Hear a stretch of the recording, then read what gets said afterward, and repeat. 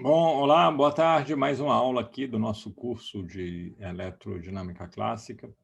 Então, acho que é a nossa última aula do semestre, que vai ser dividida em duas partes. Então, nessa primeira parte, a gente vai apresentar o modelo de Lorentz para dispersão em meios dielétricos. Então, deixa eu compartilhar aqui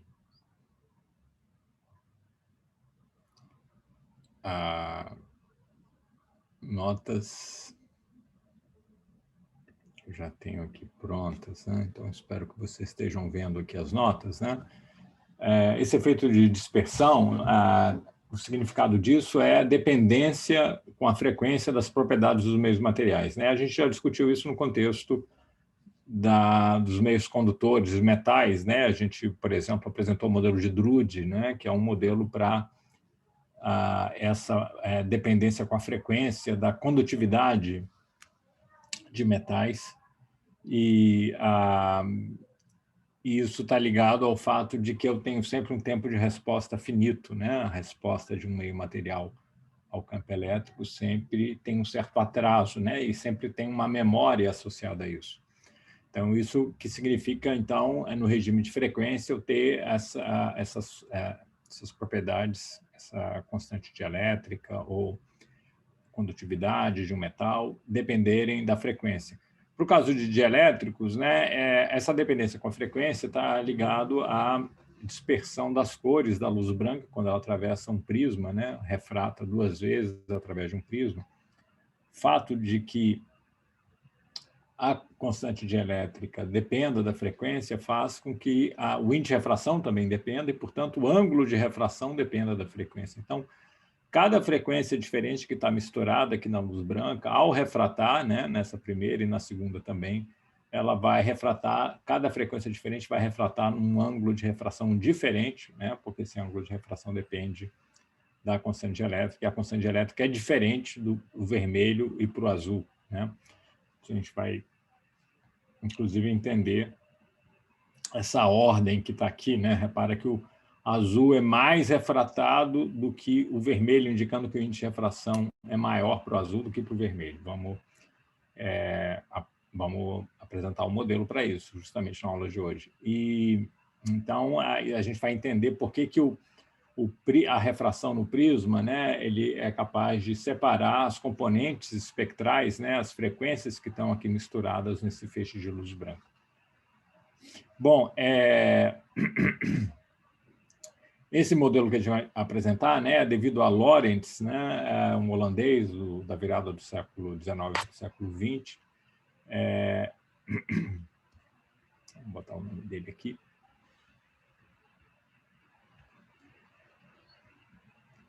E é um modelo clássico, até porque na época do Lorentz não existia mecânica quântica, né, no início do século XX. Mas apesar de ser um modelo clássico, né, não quântico, ele é um modelo que funciona muito bem e vai explicar muito das propriedades dos meios materiais. Então, vamos lá. O nosso ponto de partida é essa relação entre a constante dielétrica, né? Lembrando que a constante dielétrica é a razão entre a permissividade do meio e a permissividade do vácuo. Então, ele é um número adimensional. Então, eu tenho essa relação entre a constante dielétrica, que a gente já discutiu antes, né, e a polarizabilidade das moléculas ou dos átomos que compõem esse meu meio material, né? Essa relação aqui, eu estou desprezando os efeitos de campo local que vocês discutiram na lista, né? E então ele seria um modelo válido quando essa N-alfa sobre epsilon zero é pequeno, né?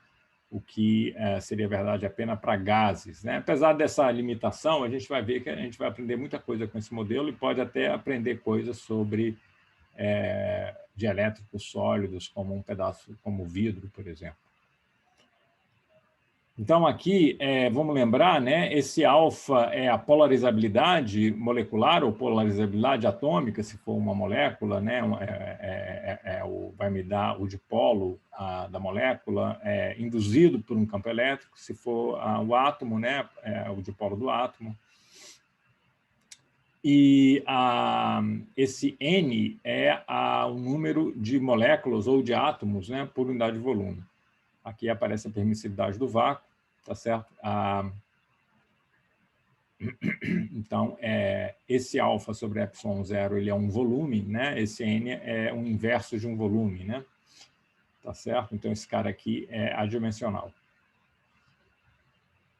Se eu estiver falando de moléculas, ao invés de ter uma resposta dessa forma aqui, né, para uma dada orientação da molécula, a molécula, como ela tem um eixo, por exemplo, pensa na molécula de CO2, né, que é uma molécula linear, né, com o carbono no centro, né, essa molécula tem uma certa direção preferencial, significa que ela não vai responder da mesma forma independente da direção do campo elétrico. Ela vai responder mais se o campo elétrico estiver na direção do eixo da molécula, né?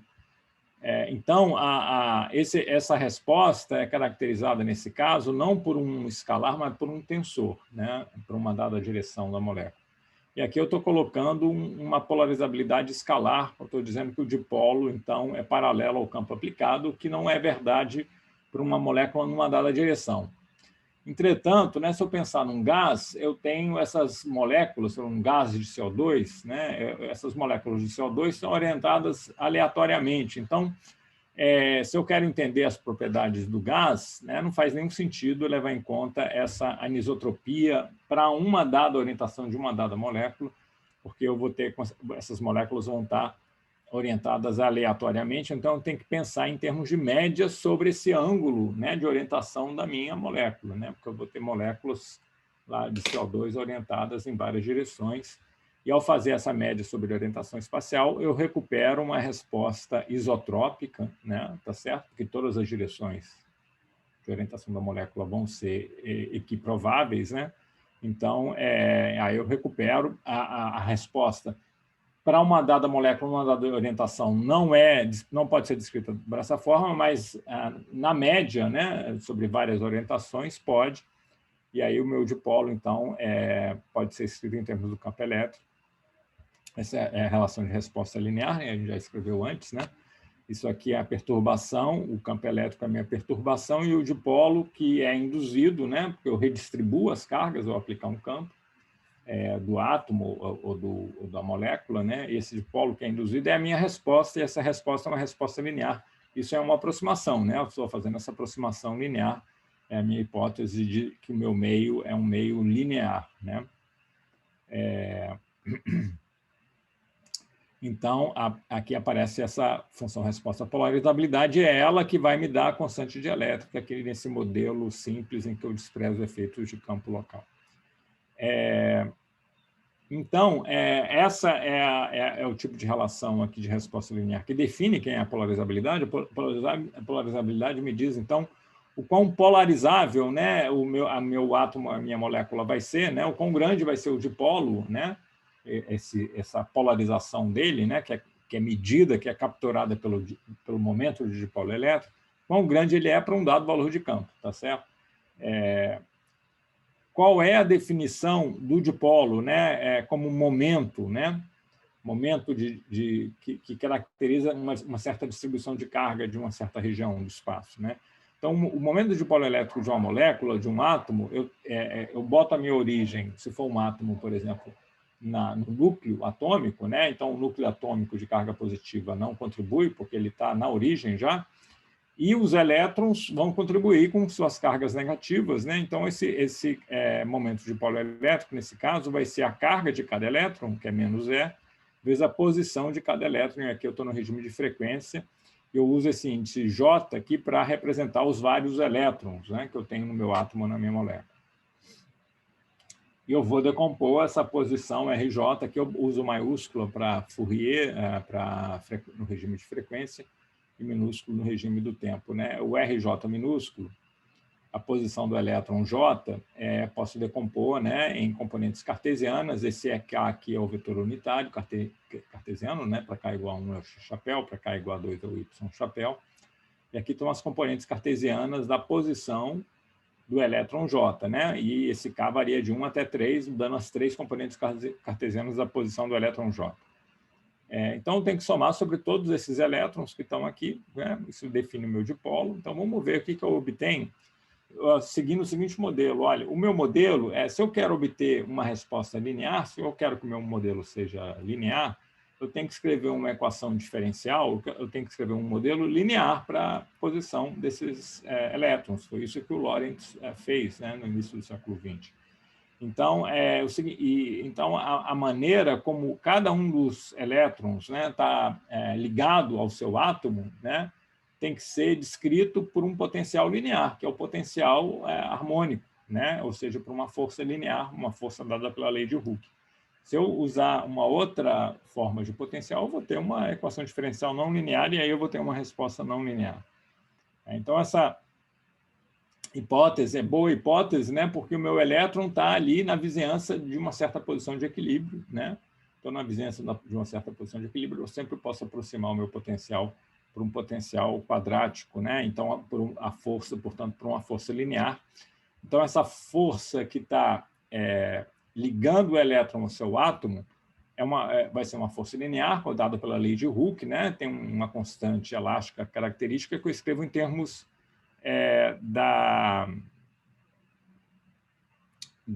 da frequência, né? E essa aqui vai ter uma frequência ômega-j, que eu apaguei, né? Tá certo? Uma frequência característica ômega-j, de oscilação desse elétron, né? Essa é a frequência natural de oscilação do elétron, e a constante elástica é m, e a massa do elétron, vezes ômega-j ao quadrado. Isso aqui esse produto aqui é o K, né? Que me dá essa força linear. Então, isso aqui o Lorentz, né, propôs esse modelo clássico linear, né, para descrever a maneira como o elétron está ligado ao átomo. Então, esse termo aqui, na verdade, é a novidade em relação ao que a gente tinha feito lá para desenvolver o modelo de Drude, né? No modelo de Drude, eu estou falando de elétrons que estão deslocalizados, eles não estão presos, então não tem esse termo aqui, né? Tá certo? Não tem esse termo que está descrevendo justamente o confinamento do elétron na vizinhança do seu átomo, né? Então, a equação de movimento clássica, né, a massa vezes a aceleração do elétron, aqui é a componente cartesiana K, e aqui é para o elétron J, né? Eu vou ter esse termo linear confinante, né, que captura a ideia de que o elétron está confinado na vizinhança do átomo. E vai ter, como eu tinha feito no modelo de Drude, vai ter um termo dissipativo, que eu vou escrever também da mesma forma aqui, né, de uma forma linear, né, eu vou botar um termo dissipativo linear, quer dizer, então ele vai ser um termo dissipativo proporcional à velocidade, com esse sinal menos, para garantir que eu vou estar tirando energia do elétron, em vez de estar fornecendo energia para o elétron, né? Então, vai ser essa dissipação vai ser dada por isso aqui, em termos de um coeficiente gama. E aqui aparece a interação com o campo elétrico no regime temporal. Aqui tem uma coisa muito importante, né? Que também lineariza, né? Eu não calculo o campo elétrico na posição do elétron, né? Senão eu teria que colocar aqui a minha própria incógnita, né? Daria uma equação diferencial muito mais complicada. Mas como o meu átomo ele tem um tamanho muito menor do que o comprimento de onda da radiação que eu estou interessado, né? Eu não vou usar isso aqui para tratar raio-x, né? Porque eu nem posso usar as equações macroscópicas para raio-x. Eu vou usar isso aqui para, por exemplo, descrever a interação do meu meio material com luz visível, né? E aí o comprimento de onda da luz visível, que é na faixa de meio micron, né? É muitas ordens de grandeza maior do que o tamanho do átomo, tá certo? Então, todos esses elétrons, né, eles estão a uma distância da origem que é da ordem do angstrom, que é muito pequeno comparado com lambda. Então, posso desprezar a variação do campo quando para essas várias posições que os elétrons podem ocupar aqui na região do átomo, né, tá certo? Porque essa dimensão aqui desse meu desenho é angstrom, ao passo que o comprimento de onda é meio micron, é muitas ordens de grandeza maior. Então, nessa região do átomo, o campo é constante, né? Então, posso pegar o campo na origem, tá certo? E isso é chamado aproximação de dipolo elétrico aqui, porque justamente eu estou supondo, né, que a minha distribuição de carga é pequena, né? Aquela ideia da aproximação de dipolo elétrico, supor que a distribuição de carga é pequena, né, comparado tanto com a distância até o ponto de observação, como comparado também com o comprimento de onda, né? Então, essa aproximação de dipolo elétrico a gente faz aqui tomando o campo. Então, isso aqui virou agora um cara conhecido, né? Já que eu não estou colocando aqui a posição do elétron, esse cara fica um termo que é tipo o que a gente chama de essa equação diferencial aqui, é a chamada equação diferencial do oscilador harmônico forçado, em que eu tenho um termo de força externa conhecido, né? E eu quero resolver para a posição, né, desse elétron, dessa partícula, né? Em função dessa força externa conhecida, tá certo? Então, isso a gente aprende lá no curso de Física 1, né? É o oscilador harmônico forçado, né? Com dissipação, né? Tá certo? E eu vou ter uma dada resposta, eu estou interessado no regime estacionário, tá certo? Tem um transiente também, que não importa, é um transiente muito rápido. Esse transiente eu também desprezei lá no caso, quando a gente fez a discussão do modelo Drude, lá também apareceu um transiente que eu nem mencionei, né? Aqui também teria um transiente, quer dizer, eu não vou escrever aqui a solução geral dessa equação diferencial, eu vou escrever a solução que eu obtenho no regime estacionário. Se eu esperar um pouquinho de tempo, eu vou ter uma solução da homogênea que vai morrer, né, depois de um tempo da ordem de 1 sobre esse gama aqui, né, e vai sobrar só um regime estacionário de oscilação, que é esse que eu estou interessado. Interessado realmente nesse comportamento estacionário, no comportamento em regime estacionário, porque eu tenho um feixe de laser, por exemplo, interagindo o tempo todo, né? Então, vou estar o tempo todo nesse regime estacionário, eu não estou interessado em transientes curtos, né, que acontecem quando eu ligo alguma coisa, né? Então, essa solução estacionária eu posso obter de uma maneira imediata tomando a transformada de Fourier, o que é conveniente para mim, né? Porque eu quero justamente tudo em Fourier, né? Eu estou querendo no regime de frequência que eu quero obter a minha polarizabilidade no regime de frequência e a minha constante de elétrica no regime de frequência. Então, eu tomo a transformada de Fourier, né? Vamos escrever aqui eu... E a derivada segunda vira um menos ômega 2, né? Aqui, então, o termo da massa vezes a aceleração fica dessa forma aqui, né? Esse x maiúsculo é a transformada de Fourier do x minúsculo, certo? Aqui é a componente cartesiana K do elétron J. Aqui, né? Esse aqui é uma constante, né? Não acontece nada com ela, ela vira diretamente a transformada de Fourier. Aqui eu tenho uma derivada temporal primeira, né, desse termo dissipativo, que vai dar um menos i ômega, e com esse menos aqui fica mais, né? E aqui fica o meu campo elétrico, né? Esse campo elétrico no regime do tempo eu uso essa notação caligráfica aqui, né? Esse cursiva, né? E no regime de frequência eu uso a letra normal, né? A caixa alta normal. Repara que aqui eu estou pegando a componente cartesiana K do campo elétrico, tá certo? Como deve ser, tá certo? Porque eu pego eu estou interessado na componente cartesiana K da força, né? Por exemplo, K igual a 1 é a componente X da força que aparece aqui na equação de movimento para a componente cartesiana X, né? Se for a componente cartesiana Y que eu estiver interessado, eu vou pegar a força que o campo elétrico exerce ao longo da direção Y, então aqui vai ser o Y, né? Quer dizer, K igual a 2. Então, aqui aparece a componente cartesiana K do campo. Essa equação, quando eu tomo a transformada de Fourier, né, vira uma equação algébrica, ela era uma equação diferencial, né, mas a transformação de Fourier permite, né, obter uma equação algébrica que eu resolvo facilmente para minha incógnita, que é o xão, né, a posição no regime de frequência, esse regime de oscilação estacionária do meu elétron. Então, o elétron J, a componente cartesiana dele, né? A componente Fourier ômega, é só passar esses termos todos para o lado de lá da equação, né? E aí eu fico com todos esses coeficientes somados, né? Esse, só que aqui tem uma... quando eu passo esse termo para o lado de lá, ele muda o sinal, passa a ser mais m ômega j quadrado, né? Que fica mais aqui ômega j quadrado. Esse aqui fica menos i m gama j ômega, né?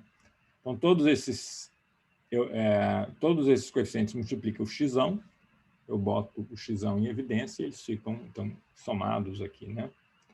É bem imediato, né? Aí eles estão multiplicando o xão, passo para o outro lado e eu obtenho, então, aqui a minha resposta.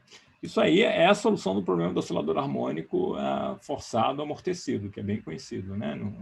É isso aqui que é o ingrediente fundamental do modelo de Lorentz. Bom, então, obtida essa solução para a posição do elétron, a gente substitui aqui na definição, né? Esse Rzão J de ômega, né? Ele é escrito em termos das componentes de Fourier, né? Das componentes cartesianas, perdão. Aqui está em Fourier, está no regime de frequência, eu vou somar as componentes de Fourier, né? E cada componente de Fourier eu chamei de K, tá bom? E aqui tem o vetor unitário, é K. Então, isso aqui é a função da frequência. Eu estou obtendo esse camarada, né? Então, eu estou obtendo a componente cartesiana K desse vetor, portanto, a componente cartesiana K do vetor momento de dipolo elétrico. É isso que eu estou escrevendo aqui. O dk, né? É simplesmente eu somar sobre todos os elétrons, né? E eu pego esse x, né? E multiplico pela carga do elétron. Aqui vai ter um pequeno outro detalhe, né, que uma coisinha a mais que a gente vai fazer, que é o seguinte: eu vou supor que tem um certo grupo de elétrons com as mesmas propriedades, a mesma frequência natural de oscilação ômega-j e o mesmo gama-j, tá certo?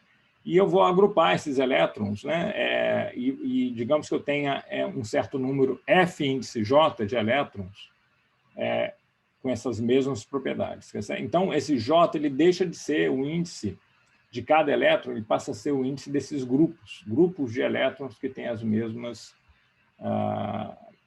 frequências natural de oscilação, ômega-j, e a mesma constante de dissipação gama-j. Tá certo? É claro que, então, digamos que eu tenha 3 elétrons com um dado ômega-j e um dado gama-j. Né? Então, eu vou ter um F igual a 3 para esse grupo, né? Se eu vou somando os Fs de todos os grupos, isso tem que ser o número total de elétrons do átomo ou da molécula. Se for um átomo, né, isso é o número atômico, tá certo? Se for um átomo neutro, né, é o número atômico, coincide também com o número de prótons, né, do átomo, que é o Z maiúsculo, né? Então, a introdução desse FJ torna esse modelo um pouco mais geral, embora nesse contexto clássico aqui seja meio artificial, né, esse FJ introduzi-lo dessa forma, e ele depois, quando a gente discutir daqui a um minutinho, ele vai continuar, esse FJ ele não vai ser de fato um número inteiro, né, mas ele vai satisfazer essa regra de soma que está aqui, né, que a soma de todos eles é o número atômico, por causa de um átomo, e o número de elétrons, né, por causa de uma molécula. Então, por isso, eu agrupei dessa forma. Esse J mudou um pouquinho de sentido, né, nessa mudança aí, para tornar o modelo um pouquinho mais geral e um pouquinho mais útil, né, para descrever meios materiais reais, né? Então, eu agrupei então esses elétrons todos que têm as mesmas propriedades em grupos, né? E J é um índice do grupo. Eu tenho FJ elétrons num dado grupo. Então,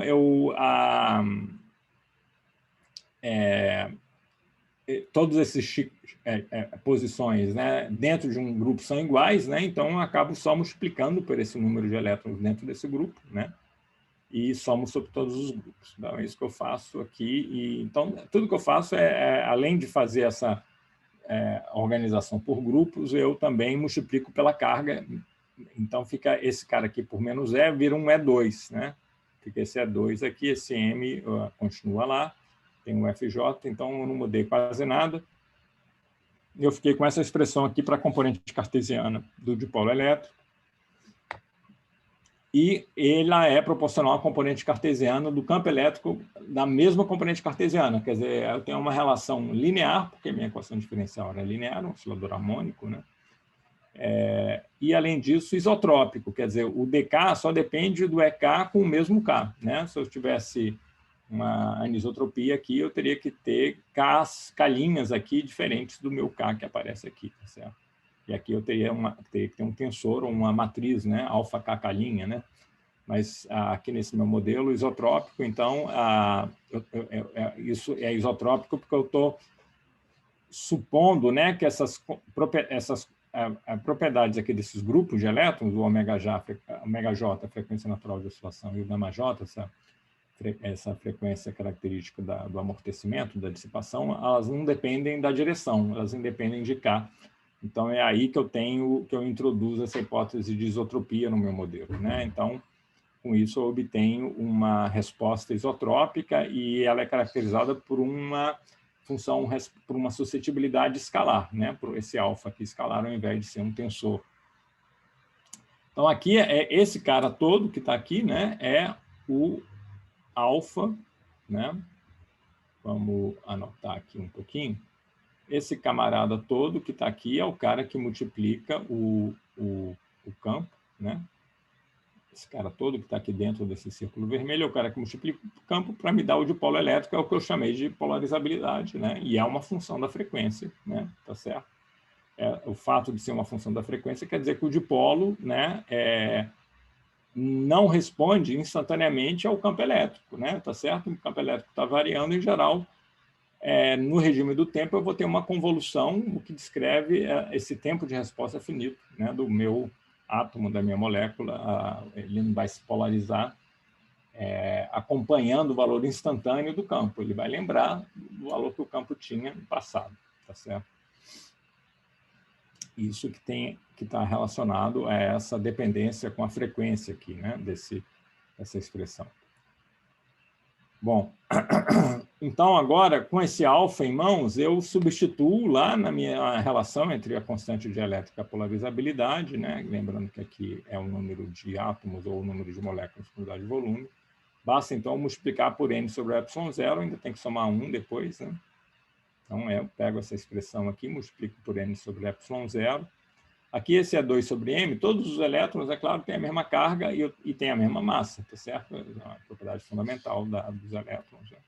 Do elétron. Então, eu posso colocar para fora da soma, né? Esse fator aqui é 2 sobre m, carga ao quadrado sobre a massa. E o que fica lá é a soma de FJ, né? E eu multipliquei também por n sobre epsilon zero, tem aquele 1 lá que eu tenho que somar, né? Então, essa é o resultado do modelo de Lorentz, né? É um resultado muito, muito importante, né? Vou tentar aqui destacar ele um pouquinho. Pode ser com essa...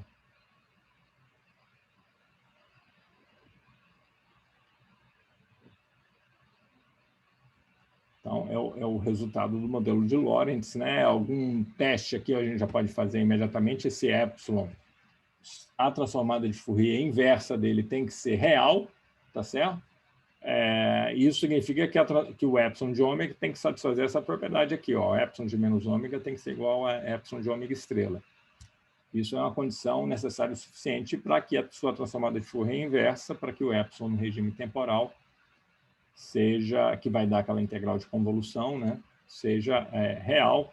E isso é verdade aqui nessa expressão, porque os caras reais aparecem com potências pares, né, e o cara imaginário, ó, que tem o I aqui, aparece a potência ímpar, né? Então, trocar ômega por menos ômega, aqui não muda nada e aqui muda, mas justamente isso é a mesma coisa que tomar o complexo conjugado, tá certo? Então, para isso ser satisfeito, né, potências pares tem que ser coeficientes reais, potências ímpares tem que ser coeficientes imaginários puros, e é o que eu tenho aqui, né? Bom, então, esse modelo que o Lorentz desenvolveu, né, que é muito usado até hoje, ele foi desenvolvido numa época que não existia mecânica quântica, então, na verdade, é claro que é um modelo clássico, e o fato dele fazer sentido, né, apesar de eu saber que eu tenho que usar a mecânica quântica para descrever a dinâmica dos elétrons em átomos e moléculas, né, mostra que, na verdade, esse modelo acaba descrevendo bem, porque esses parâmetros que a gente introduziu aí, com uma motivação não muito conectada com a realidade atômica e molecular, né, eles podem ser reinterpretados de uma forma a torná-los mais realistas, né? Então, a interpretação mais correta, né, desses parâmetros, né, que a gente introduziu, em particular o ômega-J, né, que a gente disse que era a frequência natural de oscilação do elétron, né, nesse oscilador harmônico, Esse ômega J, de fato, né, a gente sabe que os átomos têm linhas, né, os níveis de energia são discretos, né, as energias são... o espectro de energia é discreto quando eu estou falando dos estados ligados, né, que é o que eu estou interessado aqui, estados que descrevem situações em que o elétron está ligado ao átomo. Né? Esses níveis de energia, esses altos valores do hamiltoniano são discretos, né? E eu tenho esses níveis de energia, então, discretos, e eu tenho transições entre esses níveis de energia. Esses ômega J's eu tenho que interpretar, se eu quiser realmente ter uma interpretação conectada com o mundo real, né, de átomos e moléculas, esse ômega J eu tenho que interpretar como uma frequência de transição, né, que tem a ver com a diferença entre esses níveis de energia dividido pela constante de Planck, reduzida. Né? Então, aqui eu estou mostrando 2 níveis, né? E um dado ômega J, mas é claro que eu tenho vários níveis, né? Então, por isso eu vou ter vários ômega J's. Então, a interpretação correta do J não é nem aquela inicial que a gente deu, que é o rótulo de cada elétron, nem é aquela outra, né? De classes de elétrons com mesmas propriedades. Na verdade, a interpretação correta é que esse J representa o rótulo das possíveis transições atômicas, tá certo? E eu tenho várias, de fato, por isso eu tenho que ter essa soma sobre J aqui. E para cada transição atômica, né, porque eu tenho vários níveis, eu tenho esse aqui é o estado fundamental, eu tenho esse nível excitado, mas eu tenho um outro nível excitado, mais lá em cima, né, que vai entrar também.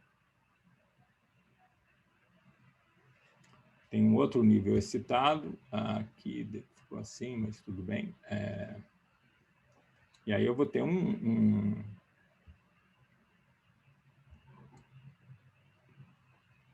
uma outra frequência de transição aqui maior, né, para esse outro nível excitado.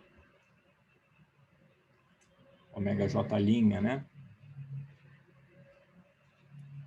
Então, tem várias transições, porque eu tenho vários níveis, e o J vai me permitir varrer sobre todas essas transições a partir do estado fundamental do átomo. Se eu tiver uma molécula, eu vou ter também transições... aí eu vou ter não só transições eletrônicas, eu posso ter também transições rotacionais e vibracionais, né, porque eu tenho esses estados rotacionais e vibracionais da molécula. Então, essa é a interpretação do ômega J, e o gama J ele tem a ver com a largura da linha. Isso a gente vai ver explicitamente, e eu posso pensar também, esse gama J, né, essa largura dessa linha azul aqui tem a ver com o fato de que se o átomo está nesse estado excitado, ele vai decair depois de um certo tempo finito. E esse tempo é justamente controlado pelo valor do gama J, ele é o inverso de gama J, né? O tempo de vida é o inverso desse gama J, né? Então, quanto mais longo for o tempo de vida do estado excitado, mais fina é a linha, essa linha dessa transição. Isso é controlado pelo gama J, então. E o FJ? O FJ me diz o peso com que cada uma dessas transições aparecem. Isso lá na mecânica quântica tem a ver com o momento de dipolos de transição. Essa transição azul aqui pode ter um peso menor do que a transição verde, porque o elemento de matriz de dipolo, né, que na mecânica quântica vai me dizer o quão grande é essa probabilidade de transição aqui entre esses 2 níveis, pode ser maior para essa transição aqui verde do que para a transição azul. Isso, então, é mensurado por esse FJ, que não vai ser inteiro, é claro, né? Mas vai satisfazer essa regra de soma, assim mesmo, tá certo? Que é aquela regra de soma inspirada nesse modelinho clássico do Lorentz. Bom, então, tendo em vista isso, né, isso deixa para a gente um pouco mais claro de por que esse modelo funciona bem, apesar desse contexto em que ele foi formulado, né, esse contexto clássico, porque ele tem uma contrapartida quântica, né, ele pode ser repensado em termos das propriedades quânticas de átomos e moléculas. Bom, vamos então agora explorar um pouco esse resultado.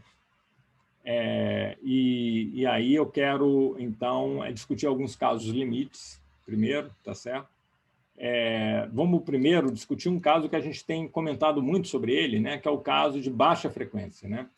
Quando o meu campo né? Se eu falo de um campo na faixa do megahertz, ou às vezes até no gigahertz, eu ainda posso fazer isso. Eu tenho um campo de baixa frequência, que oscila lentamente, eu espero que o meu átomo responda com seu dipolo de forma instantânea. E a polarização e a constante elétrica também, em consequência disso, né? Vamos olhar aqui para a expressão da polarizabilidade, né, para ter uma discussão um pouco mais física, né? Se esse meu campo aqui tem uma frequência muito baixinha, né, eu espero, né, o meu átomo, né, ele tem uma escala de tempo de resposta característica dele. Se ele digamos assim, rápido, né, comparado com essa escala de tempo da perturbação, ele vai conseguir responder instantaneamente à variação desse campo aqui, tá certo? Esse campo varia na escala com frequência de megahertz, isso vai ser verdade, né?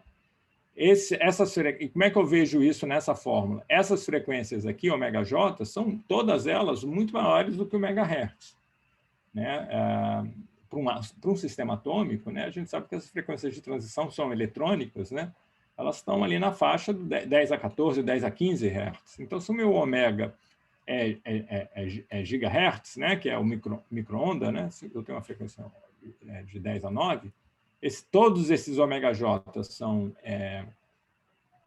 10 a 14, 10 a 15, eu tenho várias ordens de grandeza separando eles. Então, eu posso tranquilamente separar, desprezar esse ômega 2 e todo mundo que tem ômega, e aqui também, ó, tá certo? Vou poder desprezar esse ômega, é muito pequenininho, e eu posso desprezá-lo, tá certo? Esse termo aqui, na verdade, o gama, eu esqueci de comentar, ele é muito pequeno em geral, né? Ele é a largura da linha, e essa largura da linha é muito menor do que o gama J. Então, esse termo aqui também vai ser pequenininho, tá certo? Ele, em geral, ele vai ser pequenininho em muitos outros casos que a gente vai discutir. Eu posso desprezar tanto esse ômega que está aqui como esse aqui. Então, eu fico com um alfa independente da frequência, né? Porque esse ômega é muito pequenininho, eu posso trocar o ômega por zero. Pequenininho comparado com quem? Pequenininho comparado com todas as frequências de transição, tá certo? Todas as frequências de transição atômicas. Isso, para átomos, é uma aproximação que vai valer para terahertz também, com certeza, tá certo? Eu vou estar, mesmo no terahertz, eu vou estar nesse regime de resposta estática em que o meu D de ômega, né, ele responde com a sua polarizabilidade estática. O que significa no regime de tempo, quando eu passo para o tempo, né, é que o D de T depende do campo elétrico no próprio tempo T. É uma resposta instantânea. Essa resposta quase estática é uma resposta instantânea. É o mesmo tempo aqui, né? É local no tempo, né? O tempo que aparece aqui é o mesmo que aparece aqui, não tem mais convolução, né? Não tem mais esse efeito de memória, porque eu estou conseguindo acompanhar o que o campo está fazendo instantaneamente. O meu átomo é muito rápido, né? Muito eficiente, né? A escala de frequência dele essa escala ômega j, é muito maior do que a frequência da perturbação. Então, ele acompanha o que o campo faz instantaneamente. Como se o campo fosse estático. Aqui é a mesma coisa que eu teria para o caso de um campo eletrostático, né? Eu estou usando a mesma suscetibilidade, a mesma polarizabilidade, tá certo? E o fato de não ser estático, né, me faz simplesmente ficar atualizando o valor do campo, né? Mas ele varia tão lento que tudo que eu tenho que fazer é usar a expressão da eletrostática e atualizar o valor do campo à medida que o tempo passa, tá certo? Porque esse cara está variando lentamente, né? Esse cara aqui é muito lento, então basta eu atualizar, né?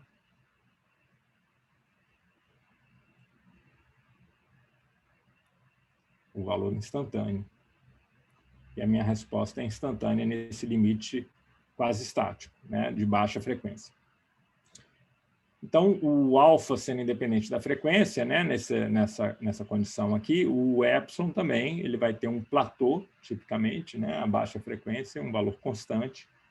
Esse alfa, dado por isso aqui, ele é real e positivo, quer dizer, o dipolo, esse dipolo nesse regime, ele está na mesma direção e sentido do campo. E, então, o epsilon vai ser um número real e maior do que 1. Tá? Eu tenho uma polarização esse meio dielétrico, quer dizer isso, que a minha polarização é na mesma direção em sentido do campo elétrico. O campo elétrico está apontando aqui para vocês, a polarização também vai, e o que significa que o epsilon vai ser maior do que 1, se eu for olhar lá na definição do epsilon, né? Se eu for olhar lá atrás na definição do deslocamento elétrico em termos da polarização, tá certo?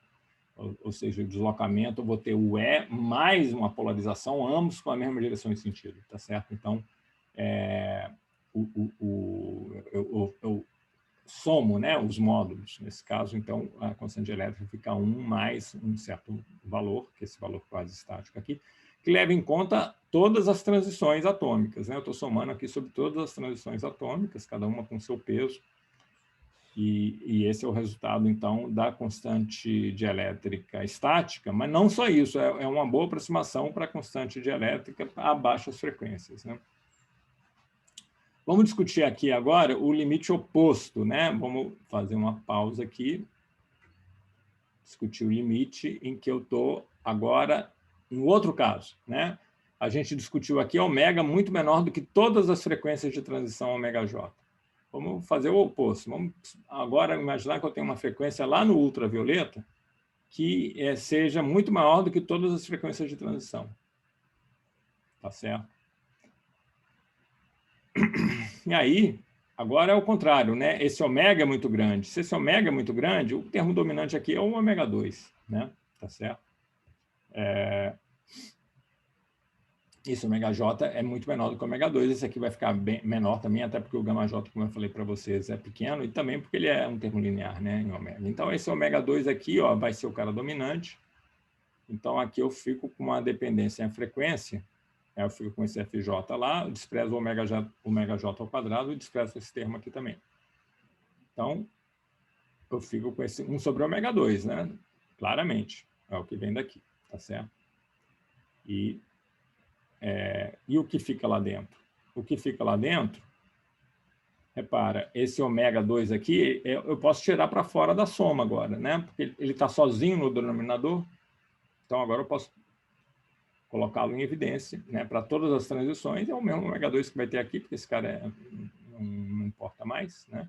Então, posso pôr para fora da soma, posso pôr em evidência dessa soma sobre as frequências de transição, e o que fica lá é a soma dos FJs, mas que eu falei para vocês que tem a ver com a intensidade, né, com o peso com que cada transição contribui na resposta eletrodinâmica do átomo, né?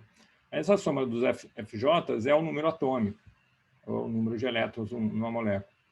Então, eu fico aqui com N é 2, Zzão, porque eu somei sobre o FJ, sobre MY0 dividido por ômega 2. É isso que aparece aqui, ó. N é 2, Zzão, sobre MY0, ômega 2. Agora, esse Nzão aqui, lembra, era o número de átomos por volume. Se eu multiplico pelo número atômico, isso vai dar um número de elétrons por volume, né? Porque cada átomo tem Zzão elétrons. Então, se eu multiplico esse número de átomos por volume vezes Zão, vai ter o número de elétrons por volume. Então, essa expressão aqui, até por causa, e principalmente por causa da dependência com a frequência, é a fórmula lá do modelo de plasma que a gente tinha visto na aula anterior. Isso aqui dessa forma aqui, com essa frequência de plasma ao quadrado, dada exatamente pela mesma expressão que a gente tinha para o caso lá dos condutores, né? Que é o número de elétrons. Lá era o número de elétrons livres, mas aqui é o número de elétrons não livres, mas não importa, né? Se eu estou no regime de alta frequência, tanto faz o elétron estar livre ou ele está preso, né? O oscilador harmônico, quando você está forçando ele com uma frequência muito alta, ele mal vê que ele está preso, né? Ele mal vê que está num sistema massa-mola. A força da lei de Hooke, a força da mola, vai ser desprezível, né? Eu vou ter só o efeito inercial importante, né? Além da força externa. Então, não importa se ele está preso ou se ele está livre, não faz diferença nesse regime de alta frequência, por isso que eu obtenho aqui a mesma constante dielétrica que eu tinha lá para os meios condutores, né? No regime de alta frequência é universal, né? Eu vou ter sempre esse tipo de comportamento dada por essa lei aqui do modelo de plasma. E o ômega P tem a ver, então, com o número total de elétrons por unidade de volume, né? Que é o Nzão vezes Zzão, né? Esse N é o... Ops. Esse N aqui é o aqui está muito apertadinho, vamos ver se eu consigo. É o Nzão vezes o Zzão, né? É o número total de elétrons por volume. Aqui é a carga ao quadrado, massa e ε0 é o mesmo tipo de relação que eu tinha aqui com essa dependência 1 sobre ω2. Então, eu tenho, tipicamente, né, um valor aqui, e aqui, como estou falando de frequências muito altas, né, eu vou estar sempre nesse regime em que esse ômega aqui é muito maior do que esse ω-p, tá? Então, esse cara aqui é aquele regime lá, que lá no metal, né, é a transparência ultravioleta, né? Quando isso aqui só para dielétrico só vai valer para frequências muito altas, e esse cara aqui vai ficar então menor do que 1, tá certo? O dielétrico ele não fica opaco aqui nesse regime, né? Ele fica, ele ainda é transparente, né? Assim como o metal é transparente lá no ultravioleta, né? E fica com esse epsilon menor do que 1. Então, esses dois regimes aí dão esses limites, alta e baixa frequência. Vamos discutir aqui agora o caso de uma frequência qualquer, geral, intermediária, né? Então, vamos olhar para essa minha função epsilon, que está aqui, que eu estou reproduzindo aqui, né? É isso aqui, né, que está aqui.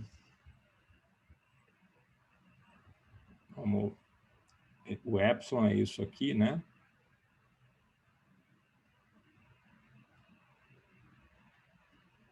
Eu quero agora, para discutir o comportamento dessa função, como função da frequência, eu vou olhar para as partes real e imaginária, né? Porque esse cara aqui é um cara complexo, né? Tem um i aqui, né?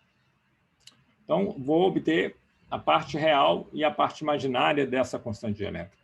Para obter a parte real e a parte imaginária, o que eu faço é aquele truque bem manjado, né? Eu olho para esse denominador aqui, que tem essa parte real e essa parte imaginária, e faço o seguinte, olha, eu vou transformar esse denominador aqui num cara que é puramente real, então eu multiplico pelo complexo conjugado dele, que é isso que está aqui, ó.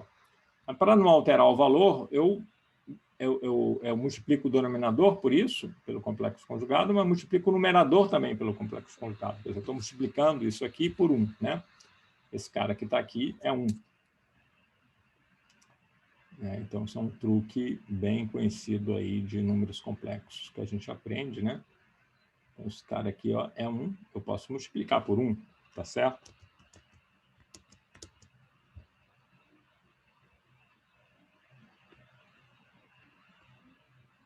Se eu multiplico por 1 aqui, a vantagem é que agora o denominador, né? Aqui eu vou usar aquela expressão A menos B vezes A mais B, que é A2 mais B2, né? Então fica o quadrado desse termo aqui, mais o quadrado desse aqui, né? Tá bom? É real agora. Não só real, mas ele é positivo. E o numerador, toda a discussão agora do que é a parte real e a parte imaginária vai ser mais fácil porque está tudo ali no numerador, né? Eu vou ter um numerador com uma parte real e eu vou ter um numerador com uma parte real e uma parte imaginária. Vamos olhar primeiro para a parte real. A parte real desse cara todo vai ser a parte real desse numerador que eu obtenho fazendo um FJ vezes esse cara aqui, né? Que é a parte real desse termo. Então, está aqui, ó. Tá bom? ΩJ2 menos ω2. E o 1 é real também, deixa ele lá, né? Então, é essa função que está aqui, tá certo? E aqui eu fiz um gráfico dessa função, essa curva azul. Isso aqui é o gráfico dessa função, em função de ômega. Eu peguei valores assim mais ou menos razoáveis para FJ, ΩJ e γJ, respeitando aquela condição, né? Lembrando que o γJ é sempre muito menor do que o ΩJ, né? Então, eu tive o cuidado de, ao pegar esse exemplo numérico, pegar um γJ muito menor do que o ΩJ, e aqui eu fiz esse cálculo pegando duas transições, né? Dois valores possíveis de J.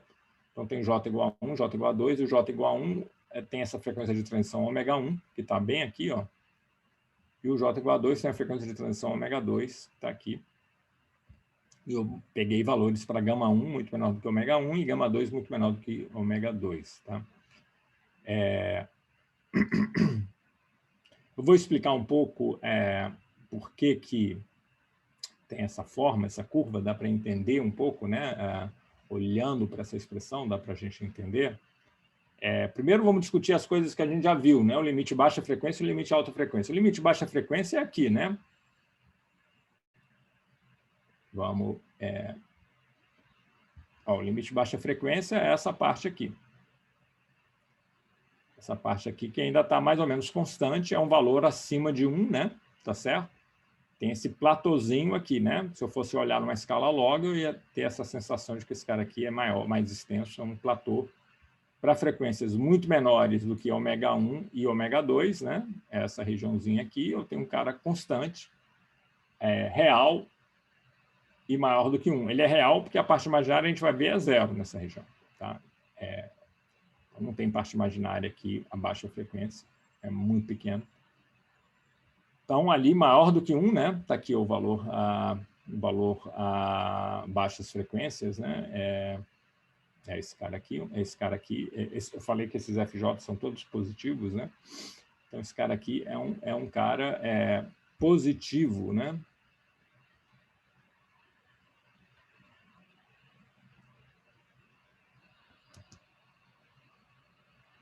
Então, epsilon, a baixa frequência, é maior do que 1, é esse valor que está mostrando aqui. E a alta frequência? A alta frequência é quando o ômega é muito maior do que tanto ω1 como ω2, né? Aí eu vou ter alguma coisa assim menor do que 1, né? E que vai tendendo a 1 para ômega indo para infinito, né? Porque essa fração aqui vai para zero. É isso que eu estou observando aqui nessa região, menor do que 1. O valor 1 eu indico aqui pela linha vermelha, tá? Então, é nessa região aqui, né? Aqui é aproximadamente plasma, né? Nessa região. Ao passo que aqui, que é o outro limite, ômega muito pequeno, menor do que ω1 e ω2, é o regime quase estático, né? Aqui nessa região, tipicamente até, dependendo do material, né? Pode ser até terahertz ou até gigahertz, pelo menos, eu tenho aqui a minha polarizabilidade quase estática, né? A minha resposta quase estática do meu material. Aqui é um outro regime, né? Diferente, que o epsilon está menor do que 1, mas ele é real também. A parte imaginária, a gente vai ver, também é desprezível. E eu estou tendendo a 1, né? À medida que a frequência vai ficando cada vez maior, né? Estou abaixo de 1 e vou me aproximando de 1. Então, esses são os dois limites, né? Alta frequência aqui, baixa frequência aqui, regime quase estático. Alta frequência é o regime descrito pelo modelo de plasma, né?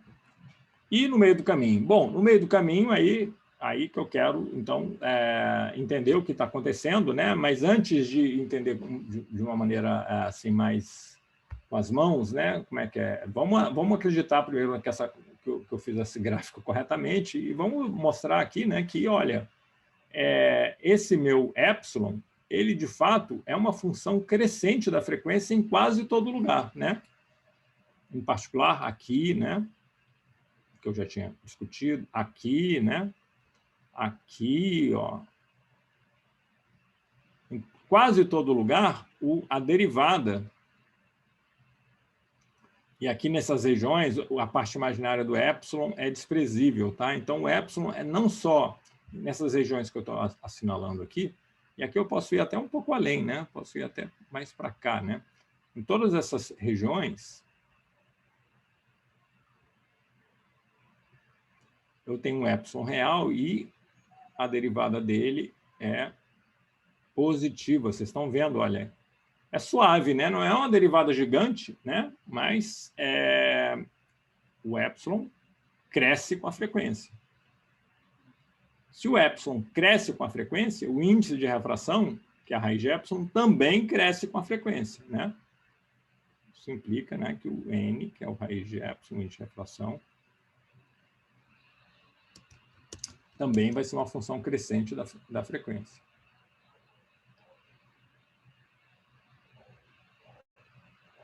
Cresce com ômega. Isso quer dizer, se o índice de refração cresce com ômega, que o ângulo de refração vai ser maior para a frequência mais alta. A frequência mais alta é o que a gente, na nossa visão, identifica com azul, né? O violeta é o mais alto de todas, né? Então, o violeta, então, de acordo com isso aqui, né? Em quase toda a região, é isso que a gente espera ver, o violeta vai ser mais refratado que o azul, que é mais refratado que esse azul mais clarinho, que é mais refratado que o verde, que é mais refratado que o amarelo. né, que é mais refratado que o laranja, que é mais refratado que o vermelho. Então, é a ordem dessas cores que aparecem também quando eu vejo a refração através de uma gotinha d'água no arco-íris, né, que eu vejo após uma chuva, né, ou uma vizinhança de uma cachoeira. Aí eu estou vendo a refração da luz através de uma gota d'água, né? E aí vai acontecer a mesma coisa. A água, assim como o vidro, e isso é uma propriedade muito universal, tá? A gente vai ver vocês podem não acreditar nesse modelo de Lorentz, né? Mas esse modelo acaba funcionando bem também porque tem uma coisa muito fundamental por trás dele. Essa coisa muito fundamental é a noção de causalidade. A gente vai discutir isso na continuação dessa aula, na segunda parte dessa aula. Então, é isso que acontece em quase toda a região do espectro, né? Só tem uma regiãozinha em que isso não acontece. Só tem uma regiãozinha em que a derivada do epsilon é negativa, né? É o que a gente essa regiãozinha aqui, né? É essa curva aqui, ó. Essa parte que parece mais uma reta, é uma coisa muito abrupta, né?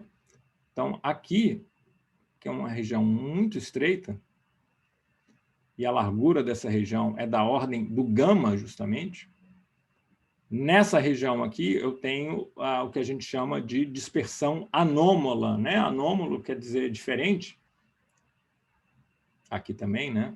E isso vai acontecer na vizinhança das frequências de transição. Então, na vizinhança estreita, né, uma vizinhança assim, bem pertinho, se eu estou bem pertinho do ômega 1, da frequência de transição ômega 1, pertinho quer dizer que o ômega menos ômega 1 menor ou da ordem, dispersão, deixa eu melhorar a minha letra aqui.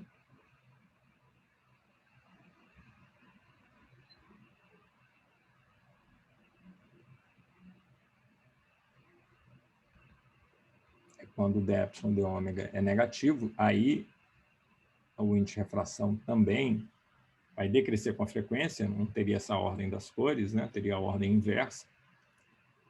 Isso acontece para módulo de ômega menos ômega j menor ou da ordem que o gama j. Como o gama j é muito pequeno, isso é muito exceção, né? A regra é estar na região da dispersão normal, como está mostrado aqui nesse prisma. Essa região de dispersão anômala, então, é só essa vizinhançazinha aqui, pequenininha, né? Onde eu tenho essa decrescimento aqui e aqui também, né? E, inclusive, é uma variação com a frequência, não só o valor é negativo, mas o módulo é muito grande, né? Muito maior do que aqui, por exemplo, que é uma região típica de dispersão normal, né? Entre duas frequências de transição. Aqui a derivada, aqui a variação com a frequência é mais suave, muito mais suave do que aqui, né? Essa região de dispersão anômala, na vizinhança das frequências de transição, a gente sabe, né? Quem lembra da física quântica, é a região também que eu vou absorver, né? Então, é difícil até fazer o experimento, porque o meu meio material dielétrico, nessa região aqui, nessa faixa, vai exibir também a absorção, né? Então, ele vai ser opaco. Se eu tiver um prisma feita de material e eu estou jogando uma luz próximo da frequência de transição, tem que tomar cuidado para fazer o meu experimento, porque se esse comprimento for muito grande, não vai sobrar nada, não vai passar nenhuma luz para o lado de lá, vai absorver tudo. O que eu estou fazendo nesse caso, né, é promovendo, né, essas transições, estou fazendo absorção, né? Estou promovendo essa absorção, saio do fundamental e estou excitando o meio, estou jogando energia para o meio, depois esse estado pode decair, né? Mas eu estou absorvendo energia eletromagnética. Isso é medido pela parte imaginária do epsilon, justamente, né? A parte imaginária do epsilon, se eu faço o gráfico da parte imaginária aqui, né? Que é pegar essa parcela aqui, né? E isso eu estou escrevendo aqui, ela vai ter esses picos estreitos em torno dessas frequências, são os picos de absorção, né? Quando eu faço um experimento de espectroscopia, né? Para saber quais são as frequências de absorção de um gás, eu vou medir esses picos aqui. E esses picos são aproximadamente lorentzianos, eles têm uma forma lorentziana se a largura for determinada pela largura a largura fundamental, a largura de linha fundamental, né? Que é esse gama que eu estou discutindo aí. Pode ter outros efeitos, eu faço esse experimento com gás, né? Cada átomo tem a sua velocidade, então eu vou ter uma dispersão de velocidades e vai dar uma largura Doppler, né? Por causa da dispersão de velocidades, que aí não vai ter a fórmula lorentziana, mas aqui eu estou mostrando essa largura mínima fundamental que tem que existir, está ligado àquele princípio de incerteza energia-tempo, né? Se o meu átomo fica nesse estado excitado um certo tempo, 1 sobre gama 1, né? Eu defino a energia só com a precisão H cortado sobre gama 1, portanto, H cortado vezes gama 1, portanto, a frequência tem uma certa largura, né? Essa largura aqui dessa linha de absorção tem uma certa largura, né? Aqui, vamos desenhar aqui essa largura aqui, né? A largura, a minha altura, é da ordem de gama 1. É uma largura pequenininha comparada com as frequências de transição, tá certo? Como é que eu sei disso? Vamos pegar a minha expressão que eu obtive, né? Pegando a parte imaginária, pegar essa parcela aqui, né? E esse denominador é o mesmo da parte real, mas o numerador, como eu estou pegando a parte imaginária agora, é gama j ômega, em vez de pegar esse cara aqui. Então, fica um gama j ômega lá, né? Bom, vamos usar que o gama j é muito menor do que o ômega j. Então, isso quer dizer que esse cara vai ser muito, muito pequeno, exceto na vizinhança do gama j. Exceto, desculpa, na vizinhança de um ômega j e uma vizinhança que tem largura gama j. Por quê, né? Por causa desse camarada aqui, ó. Esse camarada aqui, se o ômega menos ômega j é grande, esse cara vai ficar enorme, essa fração vai ficar muito pequena, né? Essa primeira parcela aqui no denominador, tá bom?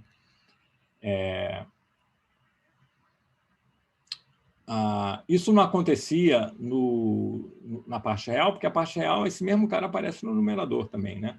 Além disso, aqui, ó, eu tenho esse gama j que é pequenininho no numerador. Lá na parte real não tem, tá vendo? Então, esse cara vai ficar muito pequeno se ômega menos ômega j for grande. E ele só vai ser apreciável, então, se o ômega estiver perto de ômega j, de tal forma a matar esse cara. E quando eu mato esse cara, aí quem vai restar? Vai ser esse aqui, tá certo? Aí esse gama j pequenininho não vai atrapalhar tanto mais, porque agora eu vou ter um gama j pequenininho também, só que ao quadrado no denominador, né? Aí, então, em vez dessa fração ficar pequena, ela vai ficar grande. Se eu pegar ômega igual a ômega j, matar esse cara aqui, isso é a ressonância, né, do oscilador harmônico forçado. Lembra que o nosso modelo de Lorentz aqui é o modelo do oscilador harmônico forçado. É a maneira como a minha amplitude, né, do oscilador harmônico forçado depende, né, da frequência que eu estou aplicando, da frequência da força externa, né? E lá, o bom oscilador harmônico, que a gente aprende na física 1, é uma única frequência, né? É a frequência natural de oscilação. Se eu aplico uma frequência na frequência natural de oscilação, eu vou ter um pico. A minha resposta vai dar um pico. E é exatamente esse mesmo pico que tem aqui, essa mesma função que está aparecendo aqui, é a função que me dá a resposta da amplitude lá no oscilador harmônico, né? E eu vou fazer um truque aqui, que talvez vocês já tenham visto nesse contexto. Eu vou começar ômega próximo de ômega j que contribui, eu posso usar aquela fórmula, né? A2 menos B2 igual a menos B vezes A mais B. E aqui, ó, eu posso trocar ômega por ômega j. Aqui eu não posso, porque eu jogo o bebê junto com a água do banho, né? Porque se eu fizer isso aqui dá zero, mas eu quero ver como é que ele está variando na vizinhança do ômega j, quando o ômega é próximo de ômega j. Então, aqui eu mantenho, mas aqui eu troco por 2 ômega j. E aí, então, continuando essa conta, olha aqui que eu vou obter. Vamos mudar aqui para a cor preta agora, nessa parte.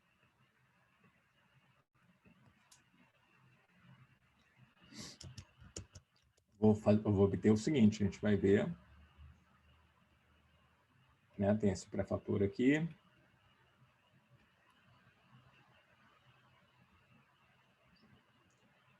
Aí, ó, esse ômega aqui eu vou trocar para ômega j também. Aqui eu tenho essa soma sobre j, né? Que eu esqueci de colocar lá em cima. Então, tem FJ, gama j, ômega j. Em todo lugar eu troco ômega para ômega J, porque o ômega tem que ser muito próximo de ômega J para isso ser apreciável, né? Só não troco ômega para ômega J aqui, tá bom? Então, esse cara que está aqui ao quadrado, esse cara aqui ao quadrado, né? Fica 4 ômega J ao quadrado, ômega menos ômega J ao quadrado, né? Esse cara que está aqui, lembra que eu tenho que quadrar, né? Tem que quadrar isso aqui. Mais esse.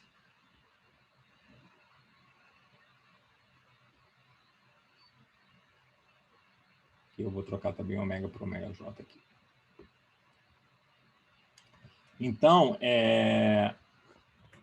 posso fazer umas simplificações, né? Vamos ver se eu me ajeito aqui melhor para escrever isso melhor. Ficar com a letra melhor aqui um pouquinho.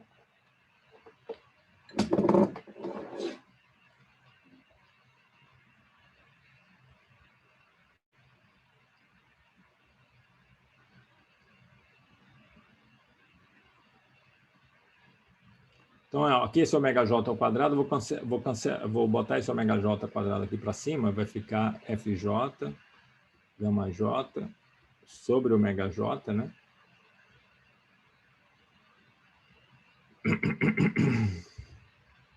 Vou botar esse 4 aqui para fora também. Esse 4 que está aqui. E aí fica aqui, ó, uma forma típica de uma lorentziana, né?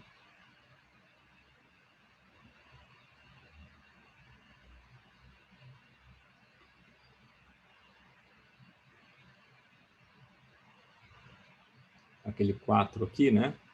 Ele fica um quarto aqui, né? Quando eu boto, eu escrevo desse jeito aqui. Então, isso aqui é uma lorentziana, essa curva é uma curva muito importante. E talvez vocês tenham visto isso no curso de quântica da graduação, né? Quando vocês fazem teoria de perturbação dependente do tempo, né? Para descrever justamente esses processos de interação da luz com átomos, né? Com sistemas atômicos.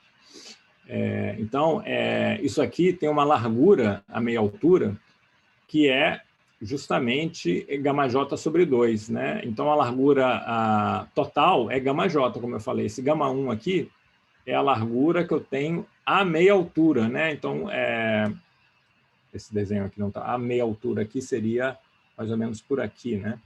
Então, que merece um certo...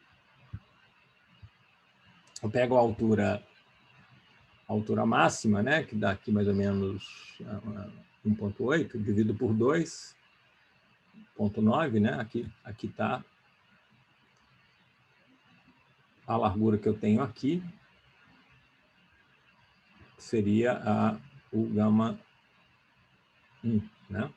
Aqui que é J igual a 1 que eu estou considerando. A mesma coisa aqui, né? A largura aqui, a meia altura, é o γ2. Né? Por que isso, né? Porque, olha, se ômega é igual a ômega J mais γJ sobre 2, esse cara vai ficar igual a esse, então a minha fração vai ser metade da fração que eu tenho quando eu tenho esse cara igual a zero, que é o pico, né? O pico é quando ômega é igual a ômega J, né? Quando ômega é igual a ômega J, eu minimizo o denominador, portanto, maximizo a fração. A metade do valor do pico é quando esse cara, em vez de ser zero, é igual a esse. Então, vocês estão vendo que isso aqui vai definir realmente a largura, né? Ele vai me definir, nesse caso da lorentziana, a largura que eu tenho a meia altura do valor máximo, quando eu tenho um valor que é metade do valor máximo.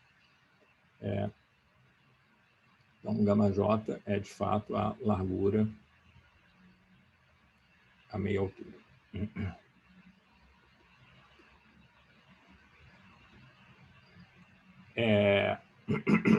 Então, essas regiões de dispersão anômala, né, são as regiões também que eu vou absorver, né, por isso é difícil, são as regiões em que a parte imaginária é apreciável.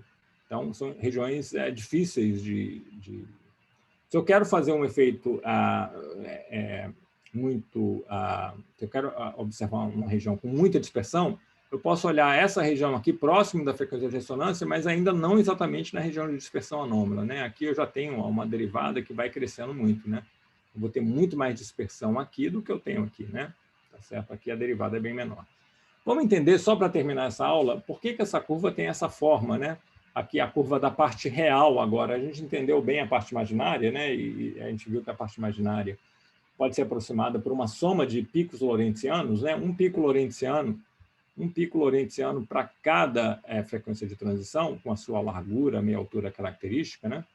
Vamos ver a parte real, por que ela tem esse comportamento típico, né? E é relativamente simples de entender. Olha o sinal, o denominador é positivo, né? Então, o sinal desse cara aqui é controlado por isso aqui, né? ω² menos ω2, né? Se o ômega é menor do que todos os ω_j, esse cara vai ser positivo para todo mundo. Então, eu vou estar acima de 1, né? Porque eu vou ter 1 mais alguém positivo. Aí, ó, eu vou me aproximando da frequência de transição ω1, né? Esse cara continua positivo, porque o ômega é menor do que o ω1 aqui, ó, nessa região. Vamos imaginar que eu estou por aqui, né? Vou voltar a usar aqui uma coisa pequenininha. Vamos imaginar que eu estou por aqui, ó.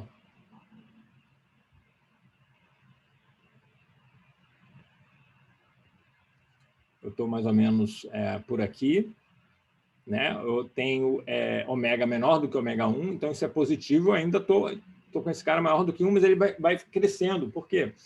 Porque eu estou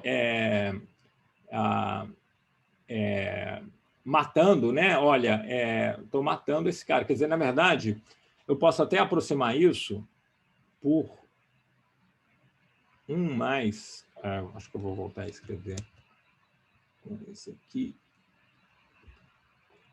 Como esse γ é muito pequenininho, eu posso desprezar ele, em geral, tá? Eu só não posso desprezar ele quando o ômega estiver muito pertinho do ω_j, né? Mas tirando isso, eu posso jogar fora esse cara aqui. Então, aí isso fica assim, ó, 1 mais n é 2 sobre m ε0 soma em j de fj, né? Aqui simplifica, né? ω_j2 menos ω2. Então, o que está acontecendo?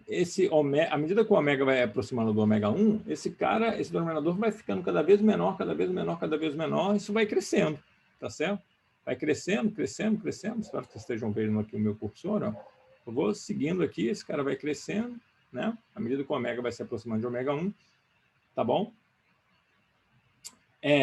Isso se eu estiver do lado esquerdo, né? Da ressonância, da minha frequência de transição ω1, que é uma ressonância aí, se eu pensar em termos de ressonância mecânica, né? Mas aqui é uma frequência de transição atômica, né?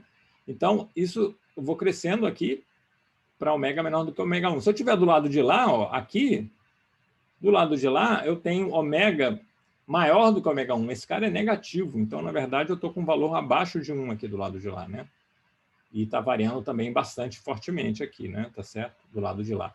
Agora, na região bem entre eles, aí eu não posso jogar fora o γ_j, né? Porque quando o ômega é igual a ω_j, esse cara, mesmo por menor que seja o γ_j, tadinho, ele é pequenininho, mas se eu tiver ômega igual a ω_j, aí esse cara não vai ser mais desprezível, né? Aí ele vai ser o campeão, né? Ele vai ser o cara importante se o ômega for bem igual a ω_j. E isso é que vai fazer essa região aqui da dispersão anômala, é a presença dele lá, né? Que vai para ômega muito próximo. Isso aqui é para módulo de ômega menos ω_j, né? Maior do que γ_j. Quer dizer, eu não estou na vizinhança próxima da frequência de transição.